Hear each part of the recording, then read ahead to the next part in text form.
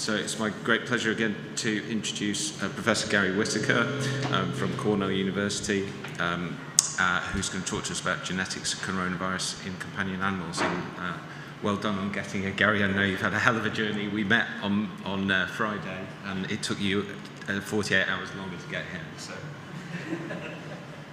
thank you, and thank you for the invitation. It's great to be here despite the travel delays. And I'm sitting in the audience looking at my title, and I'm going to paraphrase my presentation by saying I'm viewing this as a fairly classical virologist, so a biochemical virologist versus a genomic virologist. So keep that in mind. My background and expertise in biochemistry versus genetics.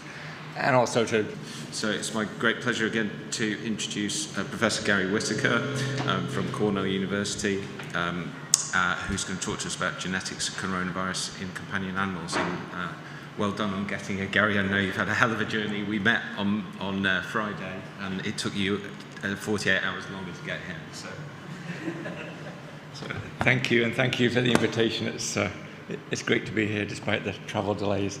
And I'm sitting in the audience looking at my title, and I'm going to paraphrase my presentation by saying I'm viewing this as a fairly classical virologist, so a biochemical virologist versus a genomic virologist. So keep that in mind. My background and expertise in biochemistry versus genetics. And also to think about companion animals fairly loosely. I'm going to focus on cats, but as you'll see as my talk proceeds, companion animals, I think, are branching out into more wildlife territory, and as we get more deep into some of our work. So, and I'm going to start. Christine gave a very nice lead up to SARS-CoV-23. I'm going to take a big step back and talk about SARS-CoV-2 for a few slides. And for me, what really defines SARS-CoV-2 is this. I've got my pointer here. Give me a second.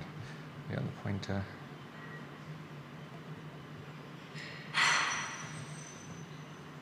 Right, this insert, this 4 amino acid insert, which created what became known as a furin cleavage site. It actually is a furin cleavage site, but it's really this activating loop that got recombined somehow into SARS-CoV-2 that wasn't present in a more traditional Sarbeco virus like a SARS-CoV-1. Like the one I'm showing here is the sequences. So we've got a cleavage site, an arginine-serine pair, right in the position between S1 and S2, but then SARS-CoV-2, but in this, it got called a polybasic site, it got called a furin cleavage site, but a 4 amino acid insert, which has been changing as the virus has evolved. It has changed, but it was clearly a big factor in transforming that relatively non-transmissible virus into, as we all know, an extremely transmissible virus, extremely problematic virus.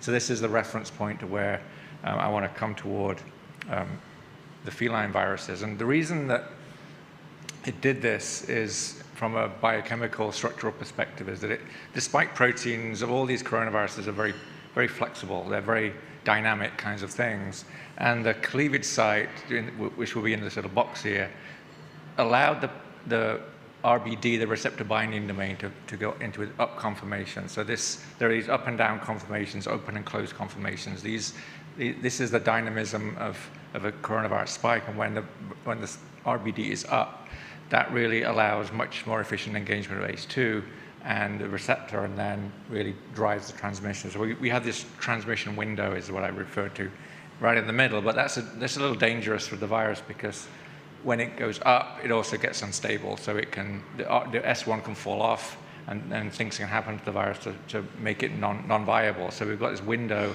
of opportunity that the S1, S2 side is allowed in terms of engagement of receptor and ability to fuse.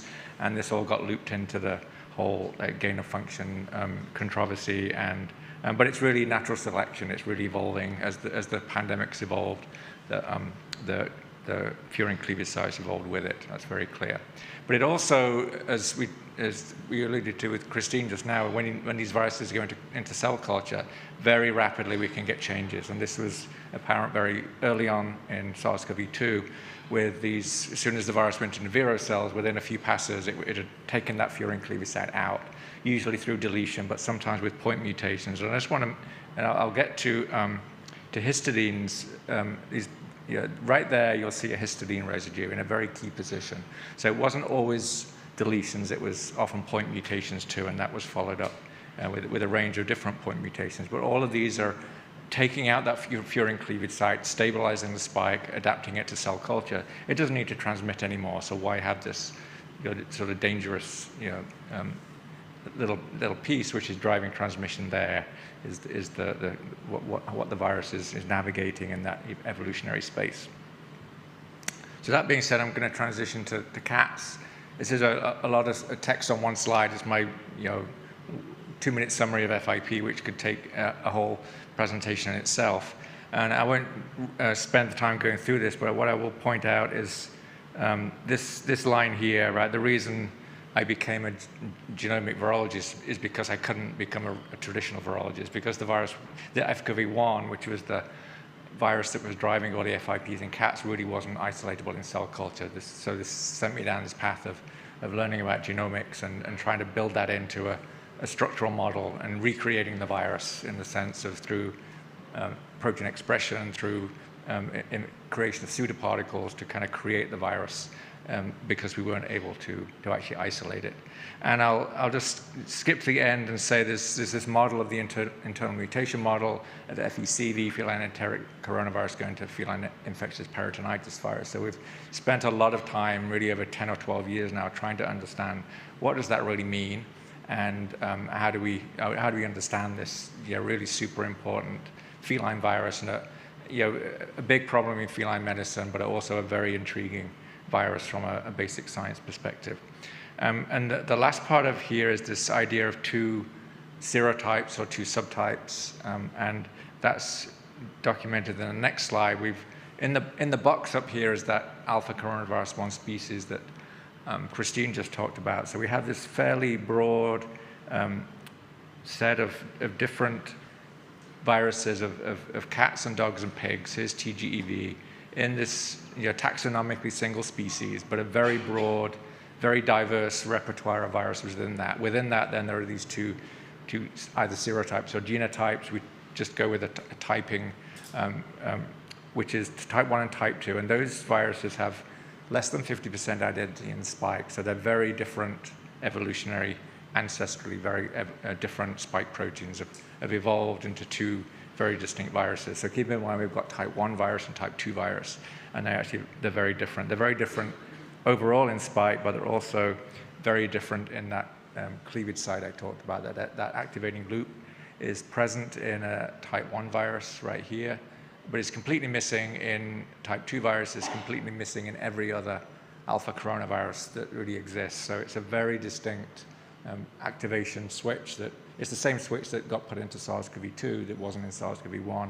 Somehow in evolution has got put into these cat and dog viruses and turned them into something very special is the message here. As you see, these cleavage sites come and go. What I'm showing here are these what are called pro-P scores for furin. So the numbers don't really mean too much, but you can see that we have a good scoring furin cleavage site here, and then a lot of beta coronaviruses will have this, and SARS-CoV-2 will have it as well. It's just this was from an old figure, so it's not included. And then just briefly at the bottom here, from the biochemical point of view, I may slip into this nomenclature of P numbers, so P1, P4, P1 prime, and that's the bond that gets cut by the enzyme is right here between P1 and P1 prime, and we count on the blue side, 1, 2, 3, 4, 5, and then on this side, primed just means it's a way to create some reference for the biochemistry. So just to make that note. Okay, so over the years, FCoV1, all the feline viruses have really created a lot of surprises to me, and this was just the mere existence of that furin cleavage site. When we started to do this, 15 years ago now, this was the big first surprise. This wasn't supposed to be there, but it was there.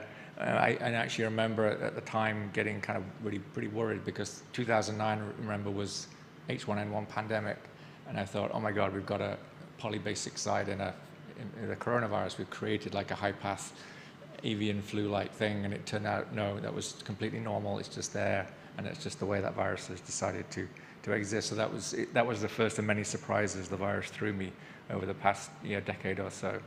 And then this is a quick tour of 10 years or so of trying to understand that internal mutation, and this is the first study we did. So you can see these are fecal samples, so you can see the cleavage site is there, fairly conserved, and there's a little web logo at the bottom to indicate that. So very fairly stable cleavage site in the FECVs, but then as soon as you went to the FIPVs, we see this scattering of mutations all the way through those key residues, the P1, the P4, the P2, the P1 prime. Those very key furin cleavage site residues were pretty much disrupted in every single example of an FIP that we saw. So this set me down the path of this model of, it's an internal mutation, but it's really the functional disruption of this furin cleavage site. Very, very similar to what was happening with SARS-CoV-2 when it went into viro cells.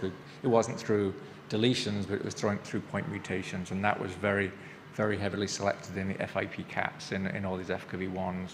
And as I say, this is all Sanger sequencing, so we just have a single sequence, but this gives a little snapshot of a little outbreak, and we have that one cat here, which is pretty homogeneous. We've got a single mutation all the way through the cat.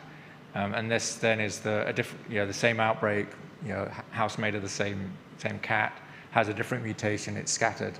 Some tissues have it, some don't. So this comes back to Christine's, I think, issue right now with the zero domains is there's not one thing, it's a range of mutations that's sitting inside of a cat, which we need to sort of work through and figure out really what's going on. That's quickly summarizes some of that. And then we're trying to get more longitudinal samples. These have been fairly hard to collect over the years. I'm going to just go back to this one slide here just to show what can happen. This was one of the very first cats we had sampled and it was healthy, and then when it had FIP 2 years later, and we've picked up 60 mutations in spike. Whether this is due to reinfection by a different isolate, whether this is accumulated mutations over 2 years, it's hard to say. But here's the FIP mutation in the red box here, and there's the cleavage site here. There's a second cleavage site. I'll get to the second cleavage site in just a second. There's also this M to L transition, so that comes up a lot. That's out there in the literature as being involved. But there's also changes up here in the N-terminal domain, and I'll come back to N-terminal domain toward the end of my presentation. So that sort of captures the problem, captures the range of genetics that we need to think about.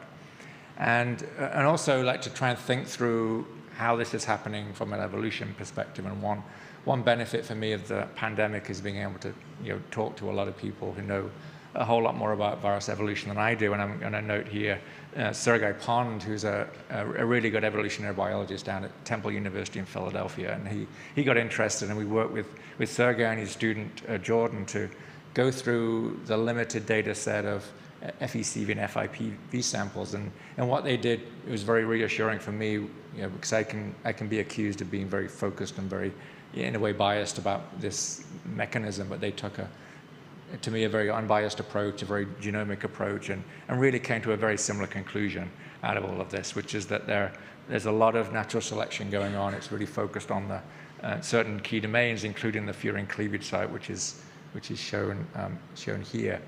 And I want to note exactly where this is. If you compare this to a traditional coronavirus like a SARS-CoV-2 or MHV, the cleavage site would be more down here, like alongside HR1. It would be sitting vertically down here in this region. So this is a very unusual position. It's up, it's tucked under the NTD, and it's sitting horizontally. So it stands apart really from a structural perspective in terms of all the other coronaviruses. That's one thing to note in addition to everything else. So bottom line is we've got a lot of selection in this cleavage site. We're able to select the FIP variants through a range of mutations. It's never a single mutation every time. It's often a range. So this is where it's hard to really tease out exactly what's going on. And I want to spend a minute or two just talking about furin itself, because there's a lot of papers out there, especially with SARS-CoV-2, saying, oh, there's a furin site, there's not a furin cleavage site. But the furin cleavage site is actually a very complicated little insert. It's not just a polybasic site. This is a very nice paper here from a group where they were doing slightly more sophisticated computational modeling of exactly what these sites are, and this is the little summary here. So what we've got is a binding pocket for furin, which in this case is in green and purple, but we've also got a lot of these, in this case, yellow residues, which are these flanking regions, and they can have a really big influence on whether or not a furin cleavage site is used or not. And we're going down this path of trying to really understand this biochemically and understand the structure to really tease apart what really constitutes a furin cleavage site. How is this being controlled in the context of an FIP? And the group here actually came out with a different scoring system, which is a little more sophisticated, called P2. And P2, just so you know, is actually a cat character, an anime character. P2 is a cat, a cat girl. And if you, the server is not available anymore. I don't think it's not. But when we used to score, it would meow. When we got a positive score, the server would meow, which is a very nice touch for the group here. But we're trying to recreate this along with our colleagues down at Weill Cornell. Harold Weinstein is a very good computational biologist, biophysicist, and we used actually MHV as a test case to work through some of this. And a note here is MHV A59, which is a classic MHV. And one that would normally score through the traditional scoring approach, would score pretty highly as a furin cleavage site, but note it's got this histidine, in a P2 residue histidine.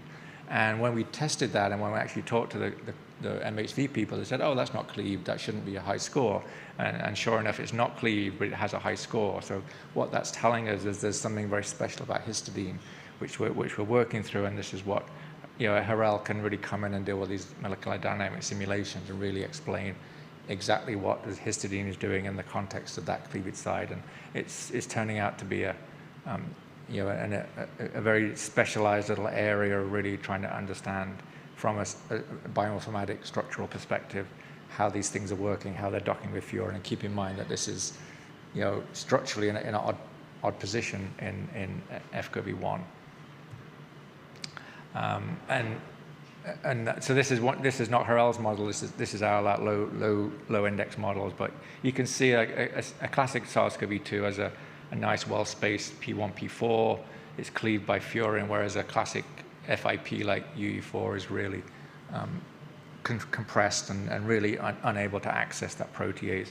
And what I'm showing here is really, although the whole spike can be open and closed, even within the furin cleavage site, we get these open and closed conformations, more locally in terms of activating that. So that's an area of interest. And as I say, I tend to work with people who know much more about sequence than I do, but this is our quick overview of our approach to trying to deal with the variability of the alpha coronavirus 1 species. We've gone to a hybrid capture approach. We've spent a lot of time and not an inconsiderable amount of money, like developing all these hybrid capture baits spanning the alpha coronavirus 1 species, and this is turning out to be quite useful, quite quick, I think, in terms of getting the data from in this little specialized group of very unusual coronaviruses, where it's as Christine said, it is hard to get data. It's not anywhere near as easy as it sounds. I want to just quickly mention this one cat here. We have a preprint out, and we have a more clinical paper now in press. And what I'm proposing here is that we actually have often quite a long-term persistent infection of a cat. So I mentioned before the cat that got FIP after 2 years. This is a cat we were following for 6 years. It never really developed FIP, but it definitely had feline coronavirus related signs over that period of time. And what's notable about this cat is that we have selection in this cleavage site. So the feces is pretty stable. This is a fairly traditional motif, RRS. It's got a proline, which is of some interest, but for the main part, it's fairly traditional. It didn't change over a period of time. It kept shedding virus, and nothing much happened. The heart and the nasal tissue had what's shown in red. These would be typically associated with FIP, but this is not an FIP cat. So it may be an example of like the SARS-CoV-2 going into Vero cells. It's adapted for certain tissue tropism. It's downregulated itself, it's stabilized itself, but it's not actually triggered FIP. But the one I want to note mainly is this sample here, which is the conjunctiva. And in terms of transmission, we've always had this idea that maybe FECV is not really a fecal oral pathogen. Maybe it's more respiratory. And if we sample this cat from the conjunctiva, and what to note here is we have a little insert. So we've got an EV residue in one of those flanking regions, and that is most likely opening up the spike protein more. We need to model this more with Harel, but that's the model. That's the idea right now. Is we've created an extra open cleavage side, and maybe in the process of doing that, I want to propose the idea of maybe a super spreader-like event in certain situations. And I talk to my epidemiology modeling colleagues and say, no, you can't say that, but I'm going to say it anyway. From a non-traditional, non-epi perspective, I think we may be having super spreader events in shelters in situations with these so-called FECVs that are coming out of it. We're picking these up in conjunctiva, and the more we look in conjunctiva samples, the more we find them. And here's another example. This was another retrospective study. It was an outbreak in Miami several years ago. There was an ongoing FIP outbreak. We took paired conjunctival fecal samples. You'll see the sequences right there. And we didn't get an insert in this case, but we got this isoleucine. So in one of those flanking residues, we got an isoleucine. Isoleucine we weren't expecting. And I think this would not get picked up in any of those scoring systems. But what it does do, if you run, I didn't explain this assay. This is a peptide cleavage assay, a FRET-based peptide cleavage assay. And so we can measure enzyme kinetics. We've got a Vmax plotted here. So the feces samples are here at our baseline, but then the conjunctiva sample has gone up 130% relative to the feces. So that's the idea that we've got some extra open furin cleavage side and maybe a super spreader event going on, which would then account for this outbreak situation, which is not really supposed to happen with FIP. FIPV is not supposed to be transmissible, but clearly there are outbreaks, and we're trying to tease that apart a little bit, and also come back to that paper from my student Beth, where you can't really see this, but we had these unusual sequences here which were upregulated back 10 years ago, and now we can go back and think, maybe this makes sense. We have to sort of rethink the whole concept of what's going on here, and come back to this idea of we've got a mix of up and down regulation, a mix of open and closed conformations, and really just to come back to this idea of maybe the conjunctiva is more relevant. We don't, as general as virologists, we don't tend to think about conjunctiva spread very much, and this is, I think, come up more with the whole bird flu thing, with humans getting infected with bird flu through conjunctival spread. So I think it deserves more attention than it probably gets in the world of virology. So hopefully I have time to get to FCoV-23, which is the reason I'm here, and the reason that I'm so late is because I decided to go to Edinburgh first before I came here to meet with Christine and the team, and Carol Lampas and the team at Edinburgh, and then had to deal with the Edinburgh Heathrow shuttle to get to Cyprus. If I'd come straight from America, it would have been much better. But that being said, it's super exciting to be able to work with the group in Edinburgh, and also with, as Christine mentioned, David Wiesler, who's out at University of Washington in Seattle, who's a really excellent biochemist, structural biologist, who's really been helping. So Christine sent sequences to David. David made spike proteins. David sent the plasmids to us, and we expressed them in the lab, and we got this. And it was like, whoa, this is crazy. I've expressed lots of spike proteins over the years. I've never seen a spike protein do this. This is like what I think Christine called scary. If it's very scary or not, but it's certainly different. It's very active. I mean, I can't think of a better way to describe it. It's a really active spike protein. So it's fusing cells like a lot. It's fusing cells really quickly.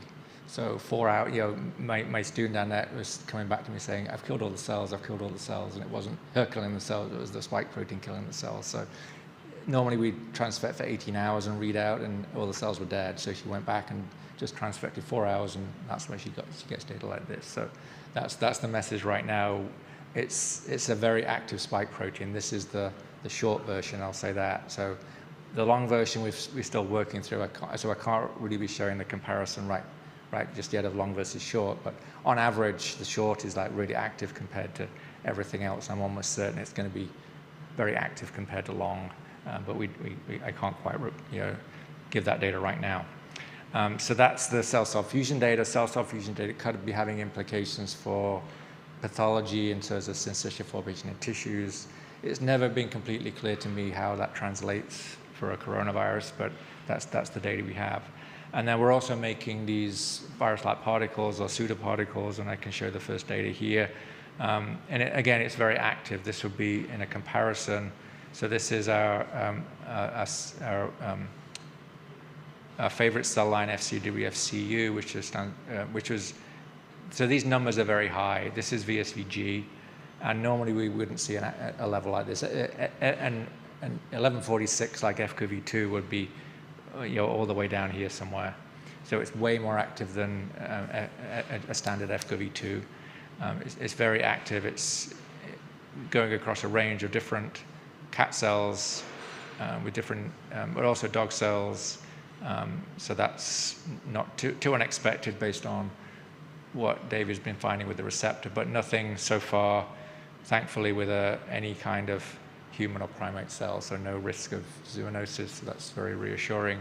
Not even when we overexpress a protease, and I'll get to proteases in the context of FCoV2 in the next slide. But that's where we are again. Very active, very very high levels of infection. This is all, so to say, all the short version. So this is the figure that Christine talked about. So what is this zero domain doing? And it's been linked to several things. Antigenicity is certainly one. Sialic acid binding is certainly one. But what we're thinking more about now is this work from my colleague Tom Gallagher out at Loyola, who has shown that the NTD is actually controlling fusion. This was pretty unexpected from SARS-CoV-2. So there's crosstalk between domains. And these distances are quite big, but so there's the NTD can crosstalk with the fusion domain at S2' and activate fusion. But to note that the distance is like half the distance, because FCoV1 will be here. So this S2' is down here, but there's also the idea of maybe even in FCoV1 there's crosstalk with.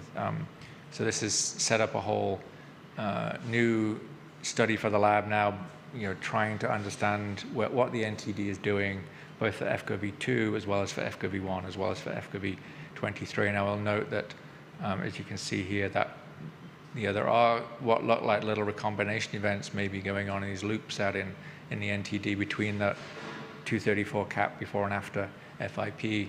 And also this virus here, C6663, is a zero domain deleted FCoV1.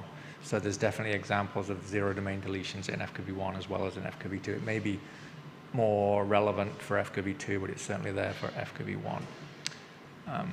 And I'm probably out of time. I'm not sure, but I want to say give one or two more pieces of data that we have recently. So this is the S2' site. This is all coronaviruses have this, and what I want to note here is the idea that we have plasmin as a activating protease, because the sequence is unusual. It's a kind of a polybasic site.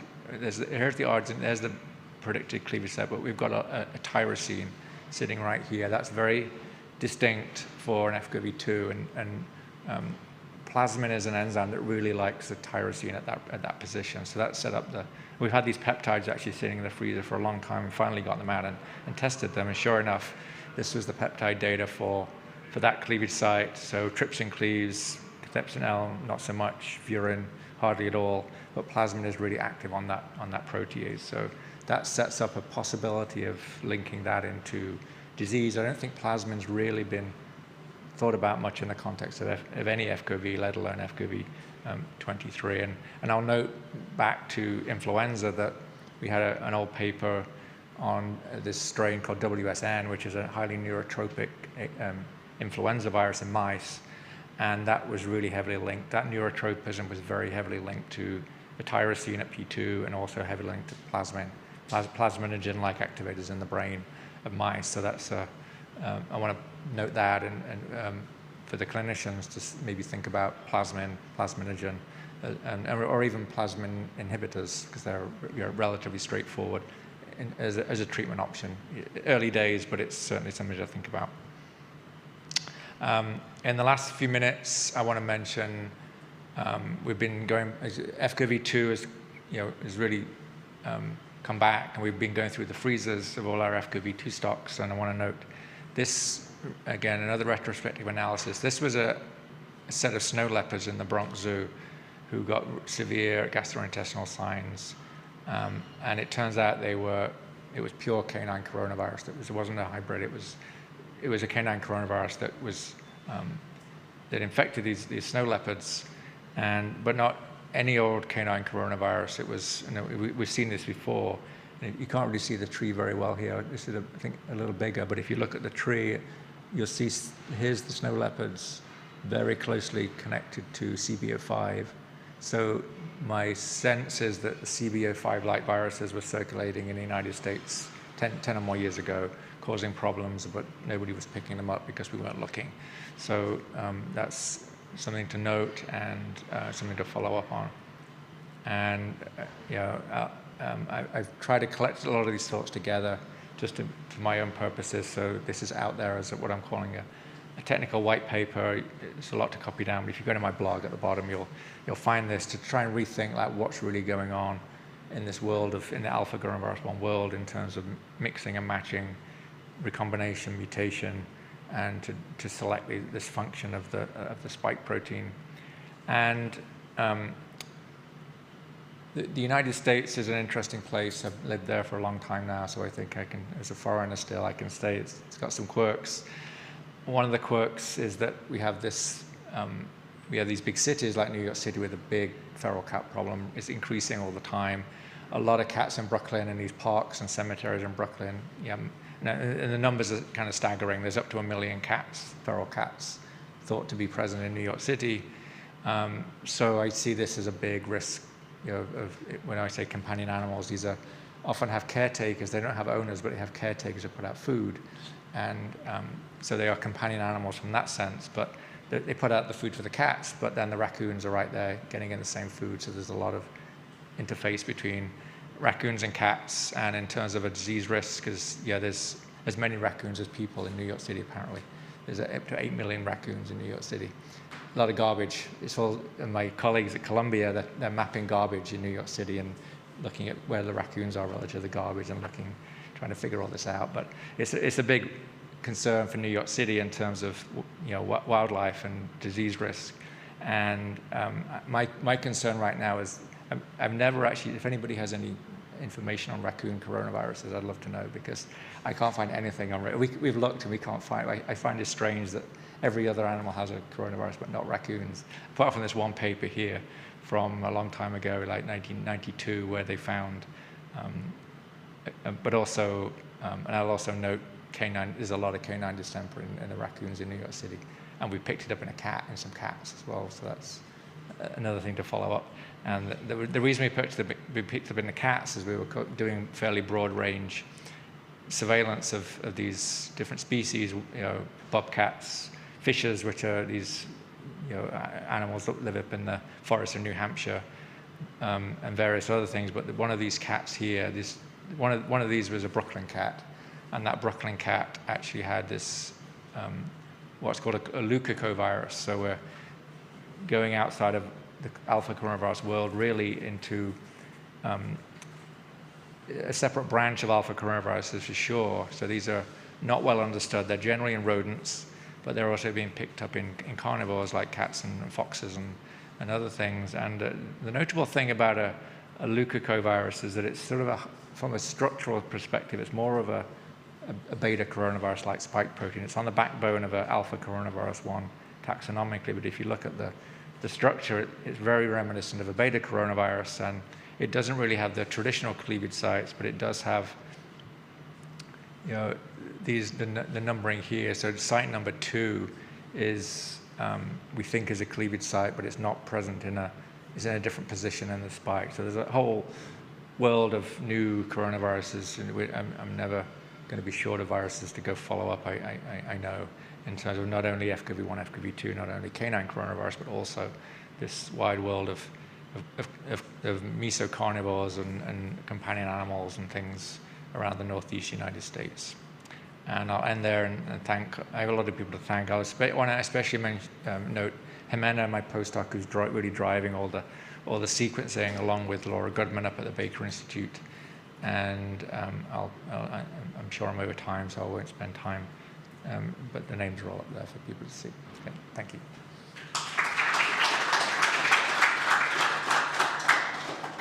Brilliant. Thanks very much, Gary. So I open the floor to any questions. Very interesting talk. If I got you correctly, when you use the spike protein in cells, that was by transfection. By transfection. Do you see the same effect if you use virus isolate? In other words, do you see cell fusion like we see with HIV? Well, that's a Christine question. So we're trying to combine forces, and Christine's not yet been able to isolate virus to answer that question, is my understanding. But I'll pass that to Christine. Yes. Yes. So sorry. Hope everyone's awake. We've not yet been able to isolate virus, and we actually think it's probably the samples that we're isolating from. So we're getting fresh samples because the cell tropism is broad, as we would expect, and we're quite hopeful that we'll isolate soon. But again, plan B, infectious clone. It should isolate. It's a fairly traditional type 2 APN, so there's no reason why it wouldn't, but who knows? I mean, these viruses surprise me every day, so we'll see. Hi, is this mic on? Yeah.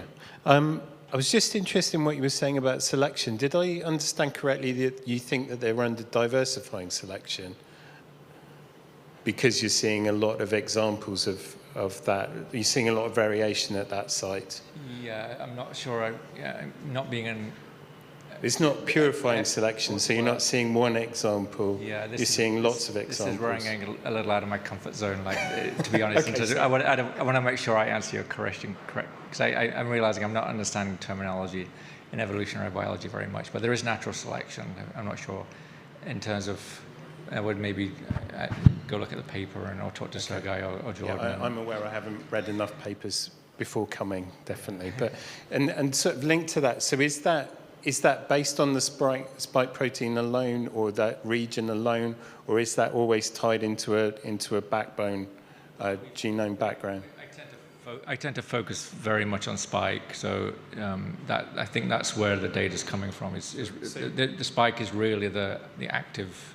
So in that instance, do you know if you can tell the difference between population variation and standing variation and diversity caused by selection or lack of selection? I'm not sure I can answer that one. Sorry. Okay, I'll follow up later. Thank you. But if you want to, I can pass the question on to people who know much more about this than I do. Thank you. Thanks again, Gary, for a great talk.